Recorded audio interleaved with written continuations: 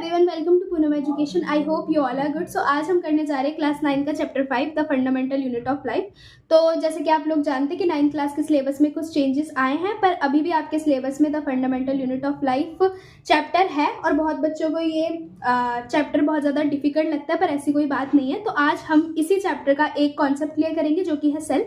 अगर हम बात करें सेल की, तो cell is the smallest structural and functional unit of life. Cell क्या है? बहुत ज्यादा छोटी स्ट्रक्चरल और फंक्शनल यूनिट है हम सबकी लाइफ की। It is called structural unit as all life organism are made up of cell, and functional unit as it is the smallest structure capable of performing basic life process.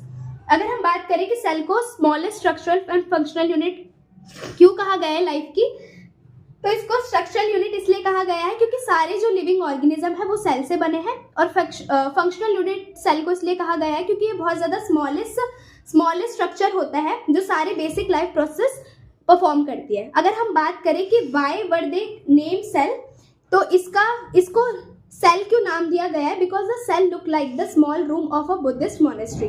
क्योंकि जो cell थे, cell को अगर हम microscope से देखेंगे, उसको observe करेंगे, तो सेल बहुत ज़्यादा छोटे रूम के तरह लगते हैं। बुद्धिस्ट मोनेस्ट्री में, मोनेस्ट्री के तरह उनके रूम लगते हैं, विच वर कॉल्ड सेलुलस, जिसको हम क्या कहते हैं? सेलुलस कहते हैं। Hence the name cell was given.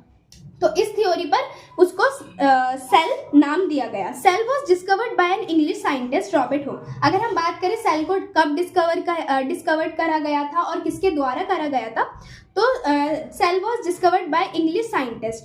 तो जो सेल था वो डिस्कवर्ड किया गया था साइंटिस्ट के द्वारा, इंग्लिश साइंटिस्ट के द्वारा, जिसका नाम था Robert Hooke, in the year 1665। अगर हम साल की बात करें कि किस साल में करा गया था, तो वो ईयर था 1665।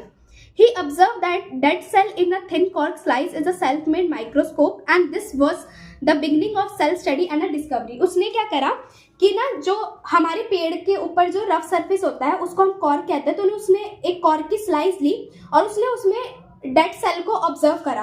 तो तब से ही हमारी जो सेल की स्टडी थी वो, और जो सेल की स्टडी थी और डिस्कवरी थी, वो शुरू होने लगी। And cork is a lightweight material made from the bark of particular kind of oak tree. और अगर हम बात करें कॉर्क की, तो कॉर्क एक लाइट वेट मटीरियल होता है जो हमें एक ऑक ट्री से मिलता है। The two postulates of the cell theory are all organisms are made of cell, all cell exist from pre-existing cells.